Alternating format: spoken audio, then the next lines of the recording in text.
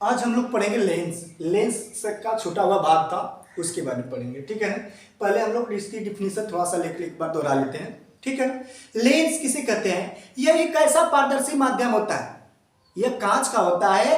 यह कांच का ऐसा पारदर्शी माध्यम जिसके दोनों पृष्ठ गोल हो, दोनों पृष्ठ गोल हो या एक पृष्ठ गोल हो दूसरा पृष्ठ समतल हो, उससे जो मिलकर बनता है उसे लेंस कहते हैं। लेंस एक ऐसा पारदर्शी माध्यम होता है जिसके दोनों पृष्ठ गोल होता है या एक पृष्ठ गोल और एक पृष्ठ समतल होता है, उससे जो मिलकर बनता है उसे लेंस कहते हैं।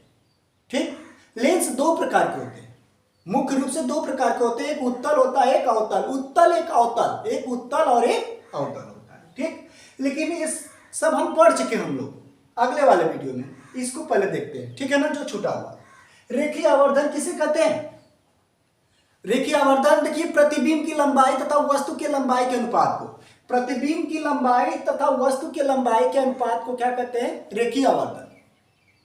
प्रतिबिंब क्या होता है? इसको देखिए, मुख्य अक्ष की अभिलंबवत नापी जाती है। मुख्य अक्ष की अभिलंबवत, डिफिनीशन फिर से, मुख्य अक्ष की अभिलंबवत नापी गई दूरी, जो नापी गई दूरी होती है वो प्रतिबिंब की लंबाई तथा वस्तु की लंबाई के अनुपात को हम क्या कहते हैं? रेखीय आवर्धन।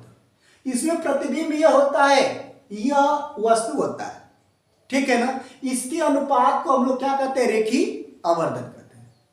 फिर से पुनः देखते हैं, मतलब यदि वस्तु ए बी रख दिया गया है, इससे चलने वाली प्रथम प्रकाश किरण मुख्य अक्ष के समांतर होती है, या मुख्य अक्ष होता है उसके समांतर होती है। कोई भी किरण अगर मुख्य अक्ष के समांतर होगी, लेंस पड़ती है तो प्रथम मुख्य फोकस से होकर जाती है। कहां से होकर जाती है? यह फोकस से होकर जाती है। कहां से होकर जाती है? फोकस से होकर जाती है, ठीक है। और दूसरी प्रकाश किरण यदि हम प्रथम मुख्य फोकस से होकर भेज रहे हैं तो लेंस पर पड़ती है। कहां पर? लेंस पर पड़ती है, अपवर्तन के पश्चात मुख्य अक्ष के समांतर हो जाती है, मुख्य अक्ष के समांतर हो जाती है। मतलब यदि मुख्य अक्ष के समांतर जाएगा तो द्वितीय मुख्य फोकस से होकर जाती है। यदि प्रथम मुख्य फोकस से होकर जा रही है तो अपवर्तन के पश्चात मुख्य अक्ष के समांतर हो जाती है। दोनों किरणें जिस बिंदु पर मिलते हैं उसी जगह प्रतिबिंब बनता है। प्रतिबिंब का मतलब छाया, प्रतिबिंब का मतलब छाया। तो प्रतिबिंब की लंबाई को ओ से दर्शाते हैं, आई से, सॉरी, प्रतिबिंब की लंबाई को आई से दर्शाते हैं, वस्तु की लंबाई को ओ से दर्शाते हैं। ठीक, तो यह हुआ, इसे यम से दर्शाते हैं, तो यम बराबर आई बटा के ओ होता है। यम बराबर आई बटा के ओ, मतलब कि प्रतिबिंब की लंबाई बटा के वस्तु की लंबाई के अनुपात को रेखीय आवर्धन कहते हैं। रेखीय आवर्धन को यम से दर्शाते हैं। किसे दर्शाते हैं? यम से दर्शाते हैं। और सूत्र होता है यह भी बटा के यू होता है। भी और यू क्या है? भी प्रतिबिंब से दूरी है, प्रतिबिंब की दूरी है। यह यहां से जो प्रतिबिंब ये बना है, तो यह प्रतिबिंब और लेंस के बीच की जो दूरी है वह भी होता है, ठीक। और यह लेंस का प्रकाशीय केंद्र है और वस्तु के बीच की जो दूरी है वह यू होता है, ठीक। इनका भी अनुपात वह रेखीय आवर्धन के बराबर होता है, ठीक। तो रेखीय आवर्धन बराबर होता है प्रतिबिंब की लंबाई बटा के वस्तु की लंबाई, या लेंस से प्रतिबिंब की दूरी तथा वस्तु के बीच की दूरी के अनुपात को क्या कहते हैं? रेखीय आवर्धन कहते हैं। तो रेखीय आवर्धन का सूत्र होता है यम बराबर आई बटा के ओ बराबर भी बटा के यू होता है, ठीक। यदि प्रतिबिंब अगर ऊपर बने तो रेखीय आवर्धन धनात्मक होगा। यदि प्रतिबिंब की छाया नीचे बने तो रेखीय आवर्धन ऋणात्मक होगा। समझ में आया? प्रतिबिंब की छाया या प्रतिबिंब ऊपर बने, किसके ऊपर? मुख्य अक्ष के ऊपर। इसके अगर ऊपर बनेगा तो वह धनात्मक में काउंटिंग होती है, और इसके नीचे होता है तो ऋणात्मक होता है, चतुर्थांश के ऊपर डिपेंड करता है, ठीक। तो कोई भी छाया मुख्य अक्ष के अभिलंबवत होता है, मतलब मुख्य अक्ष के ऊपर अगर बनता है तो क्या होता है? धनात्मक। मुख्य अक्ष के नीचे होता है तो ऋणात्मक, ठीक। 60 में थे हम लोग। लेंस की क्षमता किसे कहते हैं? लेंस प्रकाश किरणें जो आती है प्रकाश किरणें आती है तो उसको अभिसरित करने या अपसरित करने की जो क्षमता होती है उसी को लेंस की क्षमता कहते हैं। मतलब लेंस की जो किरणें आती है तो उसको बटोरने का जो काम करता है, जो लेंस बटोर देता है या जो लेंस फैला देता है, उसकी जो कार्य करता है, उसकी जो क्षमता होती है वो लेंस की क्षमता होती है। मतलब प्रकाश किरणों को बटोरने या अभिसरित करने या अपसरित करना या फैलाने की जो क्षमता होती है वो लेंस की क्षमता होती है। ठीक, लेंस की क्षमता को हम लोग पी से दर्शाते हैं। किसे दर्शाते हैं? पी से। तो पी बराबर होता है 1/के यफ। 1/के यफ। तो यफ यह जो होता है मीटर में होता है। यह क्या होता है? मीटर में। तो लेंस की क्षमता का मात्रक डायोप्टर होता है। लेंस की क्षमता का मात्रक डायोप्टर, जिसे डी से दर्शाते हैं। लेंस की क्षमता का मात्रक क्या होता है? डायोप्टर होता है। डायोप्टर को किससे दर्शाते हैं? डी से।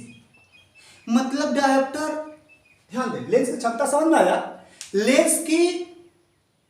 लेंस द्वारा प्रकाश किरणों को अभिसरित करने, एकत्रित करना या फैलाने की जो क्षमता होती है वो लेंस की क्षमता होती है। लेंस की क्षमता को पी से दर्शाते हैं। लेंस की क्षमता का मात्रक डायोप्टर होता है। लेंस की क्षमता बराबर सूत्र होता है 1/की यफ मीटर में।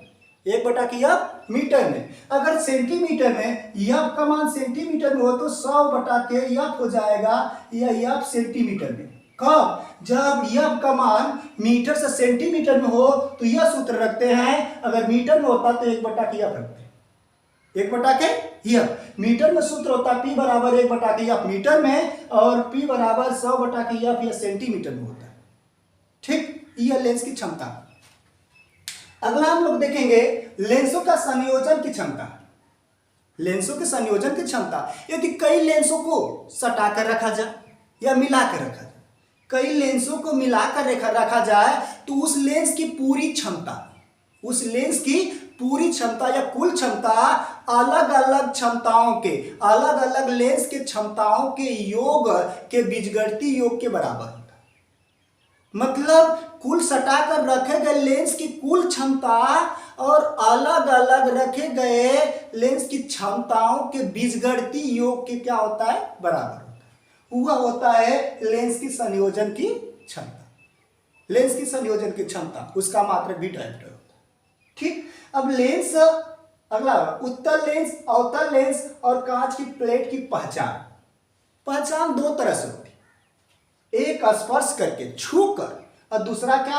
प्रतिबिंब को देखकर। अच्छा, हम लेंस को छूकर कैसे पता करेंगे?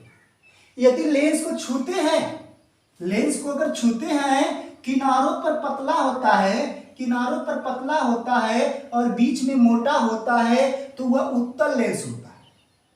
क्या होता है? उत्तल लेंस होता है।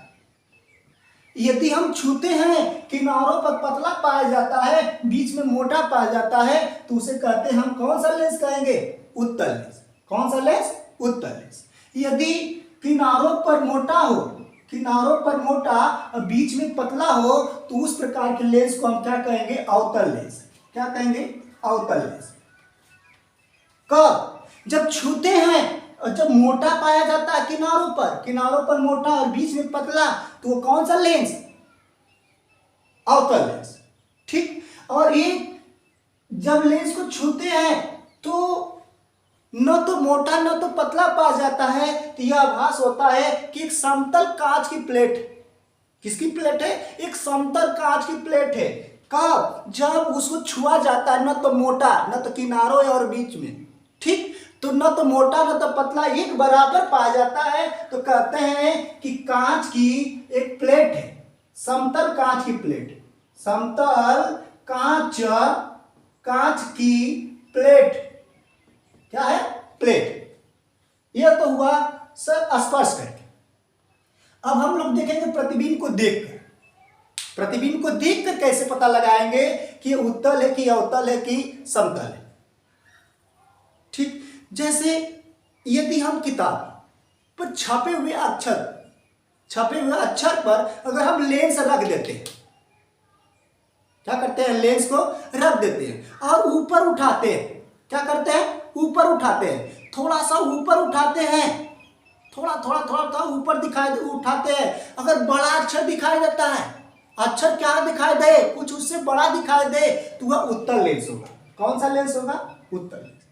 यदि हम अक्षर पर, इस अक्षर पर यदि लेंस को रख देते हैं, थोड़ा थोड़ा ऊपर उठाते हैं, यदि यही अक्षर बड़ा दिखाई दे तो कौन सा लेंस है?